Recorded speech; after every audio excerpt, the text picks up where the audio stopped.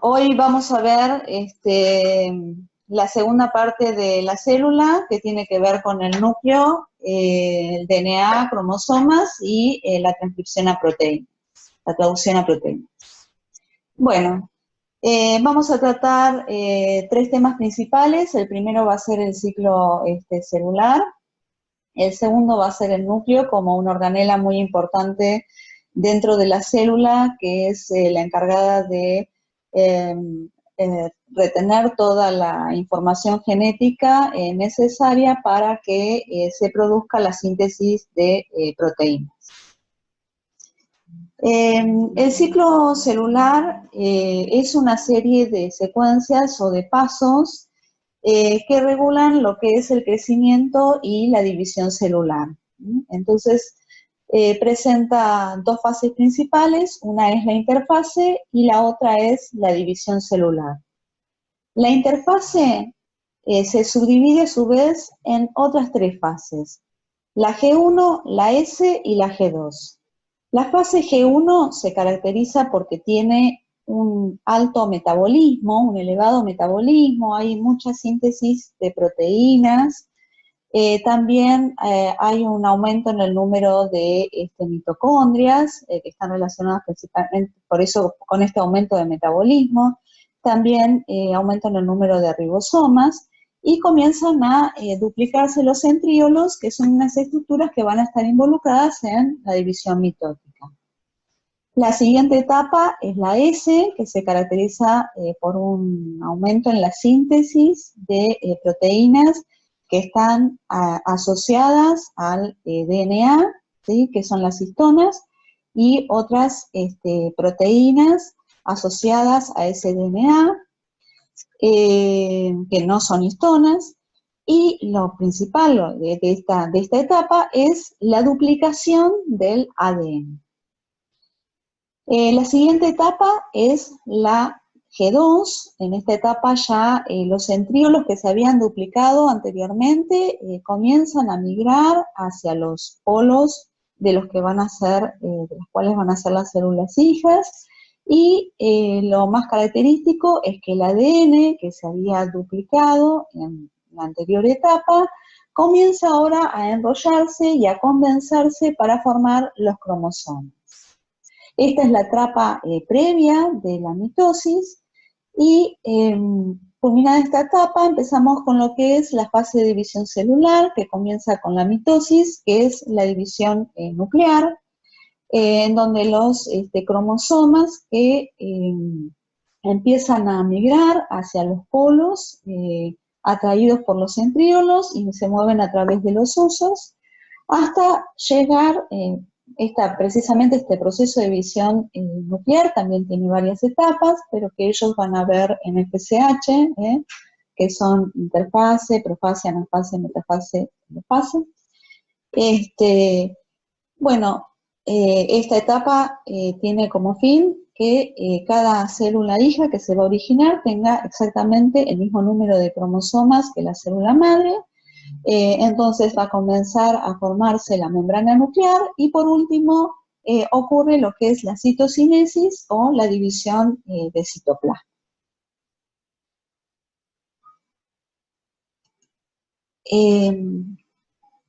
Bueno, ese ciclo celular que acabamos de describir está finamente regulado.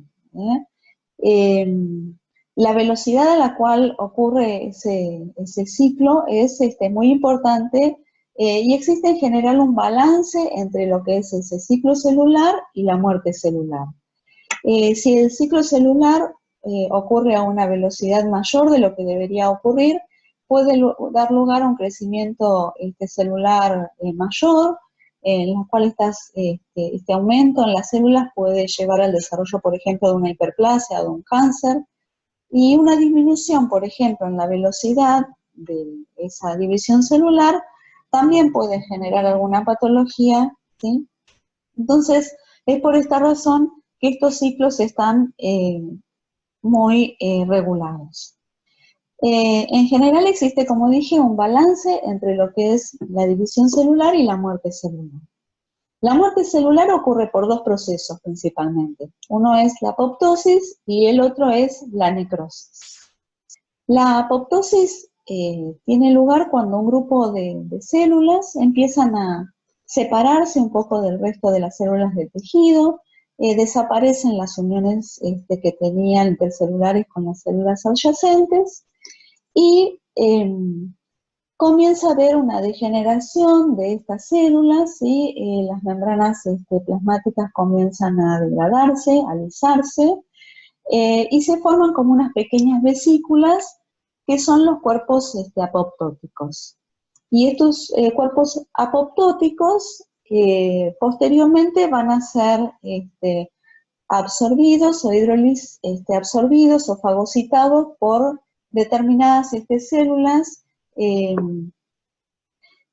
están involucradas en procesos inmunitarios, como por ejemplo los macrófagos, o en funciones de defensa.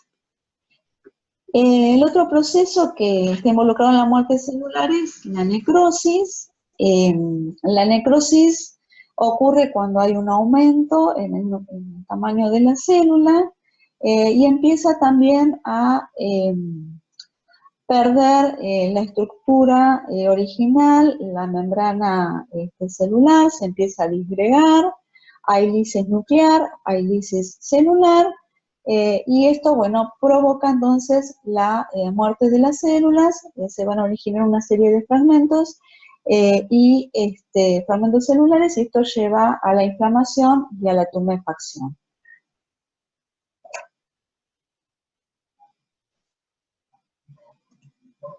Bueno, como dije anteriormente, el proceso de apoptosis es un proceso de muerte celular programada en el sentido de que tiene lugar por la liberación de determinados factores que están presentes en el organismo y que funcionan como señal para que este proceso comience. Y en procesos de apoptosis podemos ver, por ejemplo, durante el desarrollo fetal, por ejemplo, cuando desaparecen las membranas interdigitales que están en los dedos de los fetos. Pero también es importante, por ejemplo, cuando hay remodelación de tejidos, ¿sí? Lo cual es muy importante para el crecimiento.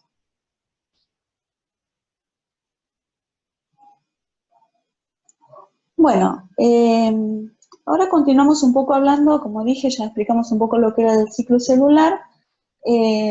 Vamos a hablar ahora entonces un poco de esta organela tan importante que tienen las células, que es el núcleo. El núcleo es una de las organelas más grandes que tiene la célula y es importante en el hecho de que contiene todo nuestro material genético, es decir, toda la información de los organismos está contenida en el núcleo.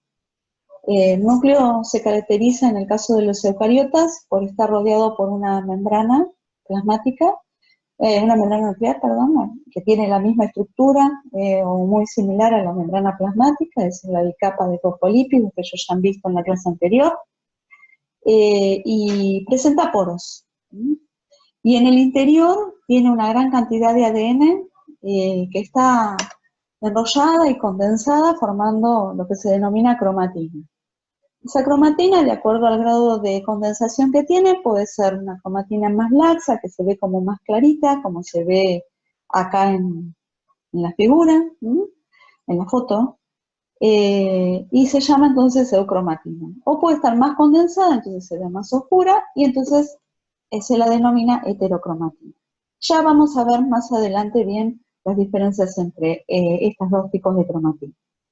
Y también es característico dentro del núcleo encontrar un nucleolo. Este nucleolo también está rodeado por una membrana, muy semejante a la membrana nuclear, y la característica es que contiene toda la información para la síntesis de ARN de transferencia.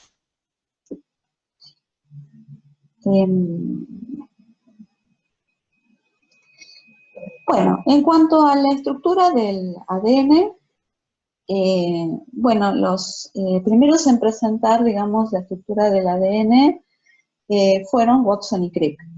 Sin embargo, ellos se basaron en los estudios que habían realizado Rosalind Franklin, ¿sí? Haciendo estudios con rayos X.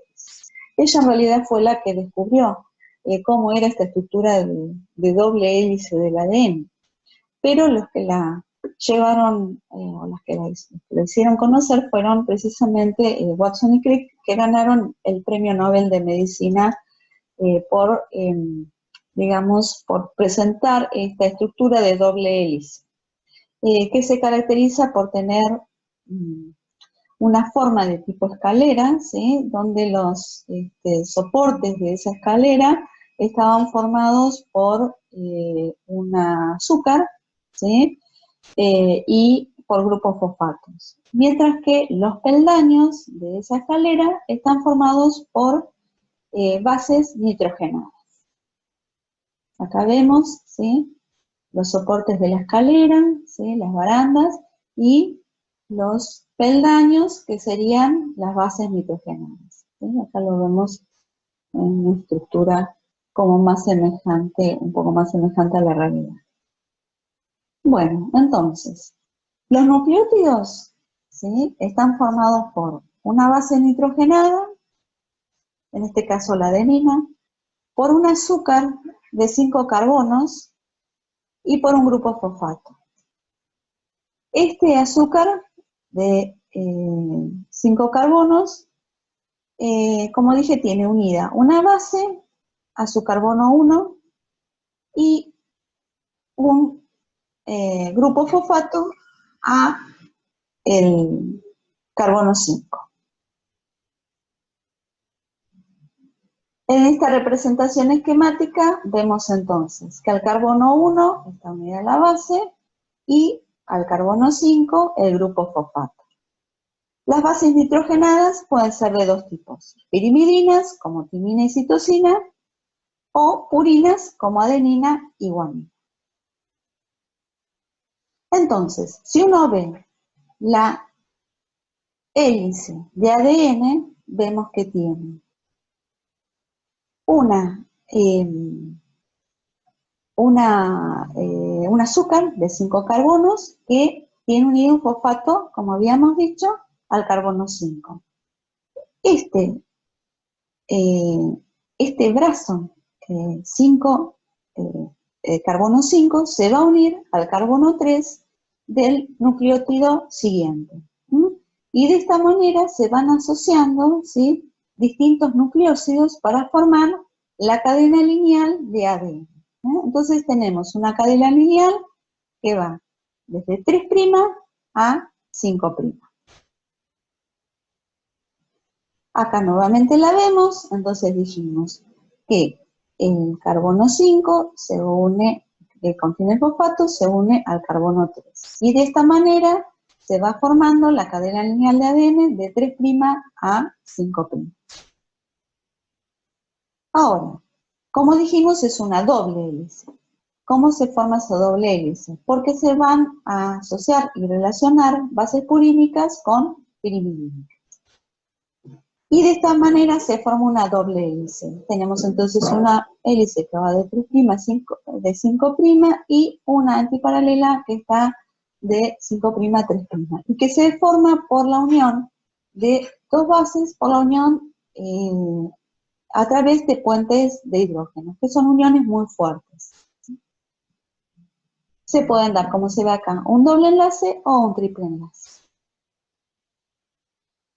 Y la forma en la cual se relacionan o se asocian estas bases purínicas y pirimidínicas es siguiendo esta regla mnemotécnica. Adenina se une a timina, Aníbal Troilo, y citosina se une a guanina, Carlos Gardner.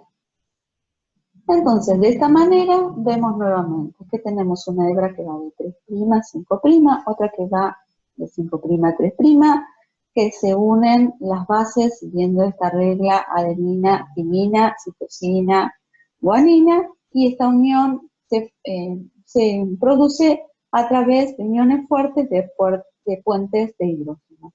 Y acá vemos además que de formarse estas uniones se produce un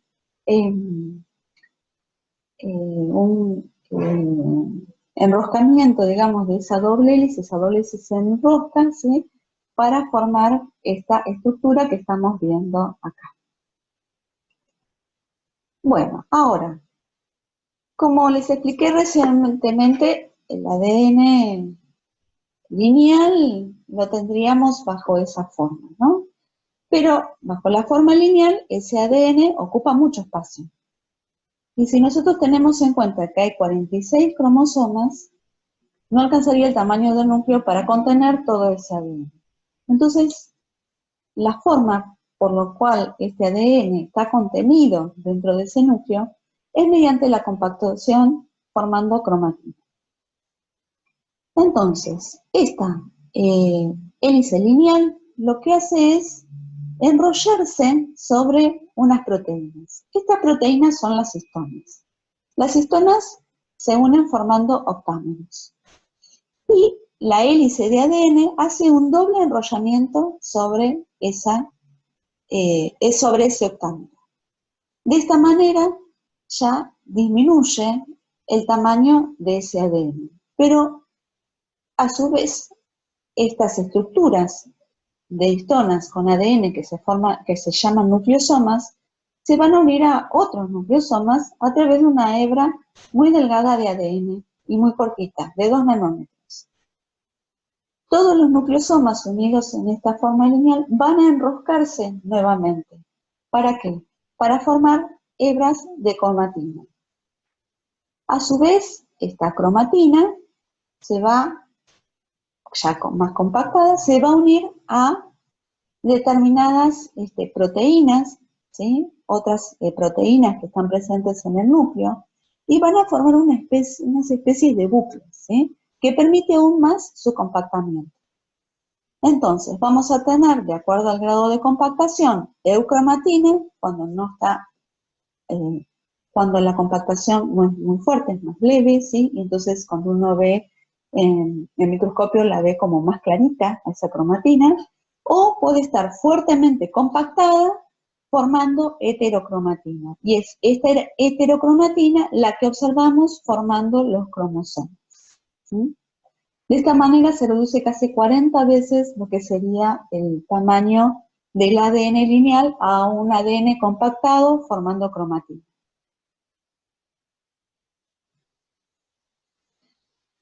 Bueno, ahora vamos a lo que es el cariotipo.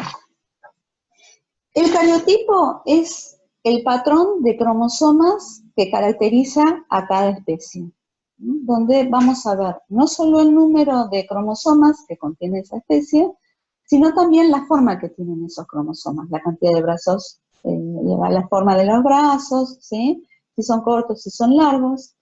En el caso del cariotipo humano, está formado por 46 cromosomas, son 22 pares, recuerden que los cromosomas están de a pares, 22 son somáticos, y tenemos un par que es el par sexual, que en el caso de las mujeres es XX y en el caso de los hombres es XY. Este cariotipo, como dije, es característico para cada especie. Bueno, volviendo al ADN, ya habíamos dicho que el ADN está formado por una base, por un azúcar de 5 carbonos, que es la desoxirribosa, a la cual está unida en el carbono 5 por el carbono 5 a un grupo fosfato. Y teníamos, además, que las bases podrían ser pirimidínicas o purinas. Las pirimidinas eran timina, citosina, las purinas, adenina, guanina. Y que estaban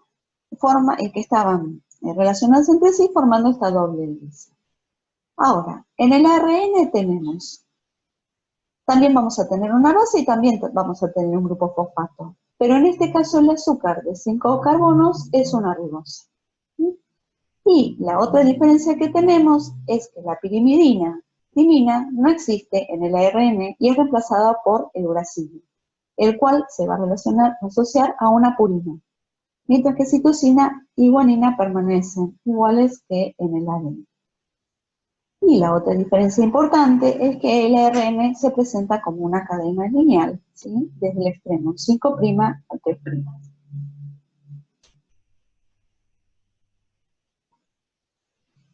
Bueno, ¿qué dice el dogma de la genética molecular? Bueno, el dogma de la genética molecular dice que el DNA ¿sí? Es el que contiene toda la información genética de los organismos y que tiene capacidad de replicarse, ¿sí? De manera de dar esta información a todas las células hijas. Pero a su vez este DNA es capaz de ser transcripto, ¿sí? ¿A qué? A una molécula que se denomina RNA mensajero, y que es capaz de enviar esa información hacia el citoplasma para que, basadas en esa información que proviene desde el DNA, se puedan sintetizar nuevas proteínas, ¿sí? Entonces tenemos tres procesos: el de replicación, que es el de replicar esa información genética que se tiene; el de transcripción, que es el de transcribir ese mensaje desde DNA al RNA; y el de enviar esa información que tiene el RNA a través del proceso de traducción a la formación de nuevas proteínas. Entonces, en la síntesis proteica tenemos que intervienen el núcleo, ¿sí? Y también vamos a ver que intervienen algunas estructuras presentes en el citoplasma. ¿Cómo comienza la síntesis proteica? Comienza con el DNA, que va a enviar su información o va a transcribir esa información a un RNA mensajero. Ahora, fíjense que, como dice acá, es un pre-RNA mensajero, porque este RNA mensajero sufre un procesamiento. Este RNA mensajero está formado por distintas secuencias que forman exones e intrones, secuencias que son codificantes y no codificantes. Entonces, este pre-mRNA va a ser procesado de manera de obtener un RNA mensajero que va a ser el RNA mensajero maduro, se lo llama, que es el que va a pasar hacia el citoplasma para que pueda realizarse el proceso de traducción. Este proceso de traducción necesita además del ribosoma, que tiene el ARN ribosómico y está formado por dos unidades, una grande y una pequeña. A ese ARN ribosómico se le va a asociar el ARN mensajero que acaba de salir del núcleo, y al mismo van a llegar, ¿sí?, ARN de transferencia que van a traer distintos aminoácidos que, siguiendo la información de este RN mensajero, van a formar nuevas proteínas. Ahora vamos a ir viendo cómo es este proceso paso a paso. Entonces, dijimos que tenemos distintos tipos de ARN. El primero es el ARN mensajero, ¿sí?, que es el que transportaba las instrucciones que venían desde el ADN nuclear. Y lo lleva esa información hacia los ribosomas que están en el citoplasma.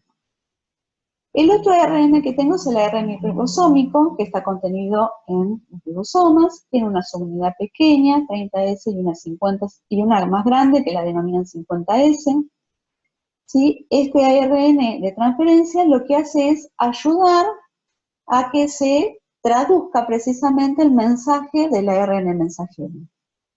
Y después tenemos un ARN de transferencia que, si se fijan, tiene la forma de un trébol de 4 hojas, que en uno de sus extremos va a tener unido un aminoácido, y en el otro extremo opuesto va a tener una secuencia, ¿sí?, que se llama de anticodones, formado por 3 tripletes, que se asocian específicamente al triplete de codón de información que tiene el ARN mensajero, y que es necesario precisamente para que se produzca el apareamiento de las bases de ARN mensajero, ¿sí?, con los aminoácidos que son transportados por este ARN de transferencia para que se produzca la síntesis de proteína. Entonces, el proceso sería así. Tenemos el ADN, que, como habíamos dicho, era una doble hélice, ¿sí? Bueno, esta hélice, estas doble hélices se separan, y por acción de una RNA polimerasa comienza a formarse el ARN mensajero. El ADN se lee en una secuencia 3' a 5'. Y el ARN mensajero se forma desde 5' a 3'.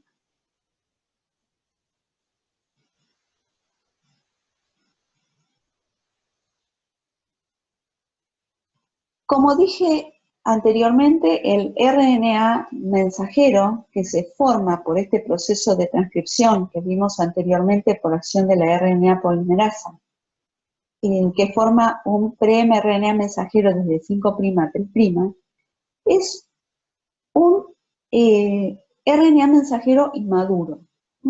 Ese RNA mensajero está formado por secuencias codificantes y no codificantes, ¿sí? Las secuencias no codificantes son los intrones, las secuencias codificantes son los exones. Esas secuencias no codificantes son recortadas, ¿sí?, durante este procesamiento y se unen los exones. Pero además de eso, va a existir, ¿sí?, la adición de lo que se llama un casquete polar, ¿sí?, en la porción 5' del RNA mensajero, ¿sí?, que es una secuencia modificada de un nucleótido de guanina. Mientras que en el extremo 3' se va a adicionar una cola que se la denomina poli A porque tiene una gran cantidad o una serie de secuencias de adenina, ¿sí? La poliadenilación se dice de la cadena de ARN mensajero. Entonces, con la unión de este casquete, con la poliadenilación del extremo 3', más con la unión de los exones y la remoción de los intrones, se forma el ARN mensajero maduro. Y es este ARN mensajero maduro el que va a pasar a través de los poros de la membrana nuclear hacia el citoplasma. El código genético. Cuando mencionamos código genético estamos diciendo cuáles son las secuencias de RNA mensajero que codifican para un determinado aminoácido. Se dice que el código genético es universal, ¿sí?, porque un determinado triplete de bases codifica para un determinado aminoácido. Y eso es igual para todas las especies. Pero también se dice que este código genético es degenerado. ¿Por qué? Porque existen más de un triplete que puede codificar para un aminoácido. Entonces, en total vamos a tener 64 tripletes que van a codificar para los 20 aminoácidos que existen.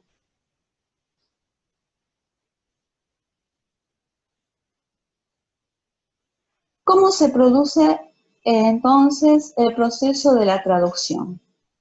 Podemos distinguir 3 etapas: la de iniciación, la de elongación y la de terminación. Bueno, el proceso de iniciación tiene lugar porque, como dijimos hoy, el ARN mensajero se va a relacionar con las subunidades de los ribosomas, ¿no? Se va a relacionar principalmente con la subunidad pequeña del ribosoma. Esa ribosoma va a llegar un ARN de transferencia que contiene un ARN de transferencia metionina modificado, ¿sí?, que se va a unir a una parte de ese ribosoma. Este ribosoma tiene 2 partes, ¿sí?, o 2 sitios, uno que se llama P y otro que se llama A. Este ribosoma de transferencia metionina modificado se va a unir al sitio P, directamente al sitio P, ¿ven?, que es este que está acá.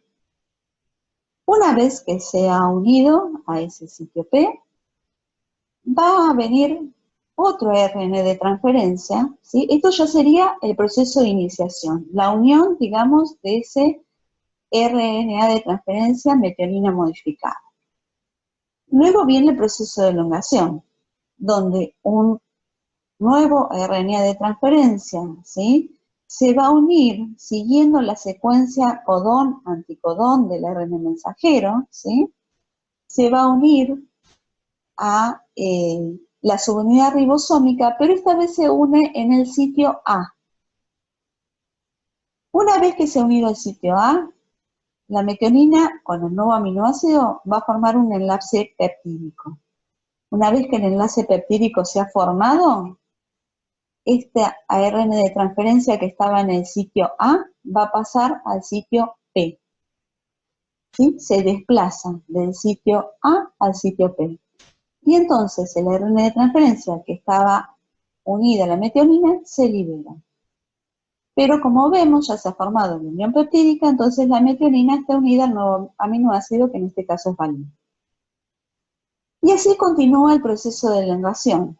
Siempre tenemos que recordar que este proceso de elongación se produce porque llega un ARN de transferencia que tiene un anticodón, es decir, una secuencia de nucleótidos, una secuencia de bases nitrogenadas que se relacionan específicamente con el codón del ARN mensajero. Y así, bueno, continúa entonces el proceso de elongación a través de la formación de nuevos enlaces peptídicos entre los distintos aminoácidos y siempre con el desplazamiento del nuevo ARN de transferencia desde el sitio A al sitio P. Bueno, ¿hasta cuándo se produce esto? Bueno, hasta que llega un codón, hasta que se lee un codón del ARN mensajero, que es un codón de terminación, ¿sí? Y ahí, a través de un factor de liberación, se libera el polipéptido que se ha formado. Entonces, volvemos a lo mismo, tenemos tres etapas: iniciación, elongación y terminación. Bueno, algo que ya ellos han visto en la clase anterior es que hay diferencias entre procariotas y eucariotas. En procariotas, como sabemos, no tenemos un núcleo con una membrana nuclear. Entonces, tenemos un único cromosoma que tiene una forma, no me sale como de anillo, ¿sí? Y directamente este ADN se transcribe a ARN mensajero y este ARN mensajero se traduce en una proteína. Fíjense que en este caso, en este proceso de transcripción, no hay una modificación de ese ARN de transferencia, como si lo vamos a ver en una célula eucariota, donde el ADN se transcribe a un ARN mensajero, pero este ARN mensajero es inmaduro, es un pre-RNA mensajero. Sufre un procesamiento, como dijimos hoy, se eliminan los intrones, se eliminan las secuencias no codificantes, se le unen, se acuerda, el casquete, la cola de poli A, ¿sí? Y recién este ARN mensajero procesado va a pasar al citoplasma para que se produzca la traducción de ese ARN mensajero. Bueno, y por último, acá terminamos con dos investigadoras, ahora que hace poco celebramos, digamos, el Día Internacional de la Mujer, con dos investigadoras muy importantes, como es Liz Margulis, que dice que la vida es una unión simbiótica y cooperativa que permite triunfar a los que se asocian, y en este momento más que nunca tenemos que, creo que, estar asociadas de todas las mujeres para lograr que se respeten nuestros derechos. Y por otro lado, lo que dice Rosalind Franklin, que dice que la ciencia y la vida cotidiana no pueden ni deben estar separadas.